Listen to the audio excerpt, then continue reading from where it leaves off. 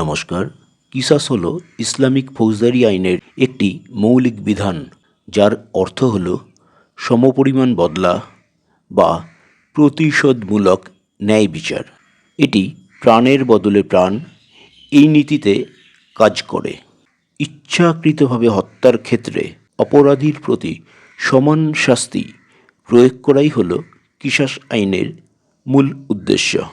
ইচ্ছাকৃতভাবে কাউকে প্রাণে হত্যা করলে বা অঙ্গহানি করলে এই আইন প্রয়োগ করা হয়। কিসাস আইন প্রয়োগের অধিকার কেবল ভুক্তভোগী বা তার উত্তরাধিকারীদের।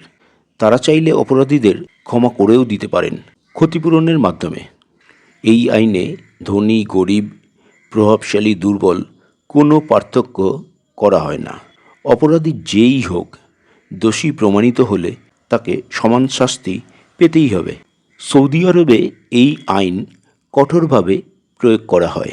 ভারতে কিসাস আইনের মতো কঠোর আইন ব্যবস্থা চালু থাকলে কামদুনি, আরজিকর, মনুয়া কাণ্ড বা বারুইপুরে এই নৃশংস হত্যাকাণ্ড চালানো এত সহজ হতো না।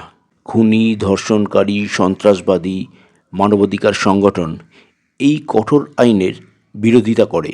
আমাদের মতো নিরীহ নিরপরাধ মানুষদের ভাবতে হবে, আমরা ভারতে কিসাস আইনের মতো কঠোর আইনের পক্ষে আওয়াজ তুলব না। মানবাধিকার সংগঠন অনেক বুদ্ধিজীবীদের মতো খুনি, সন্ত্রাসবাদী, ধর্ষণকারীদের প্রাণ বাঁচাবার জন্য আপ্রাণ চেষ্টা করব। জয় শ্রীরাম, জয় যোগী আদিত্যনাথের শাসন ব্যবস্থার জয়।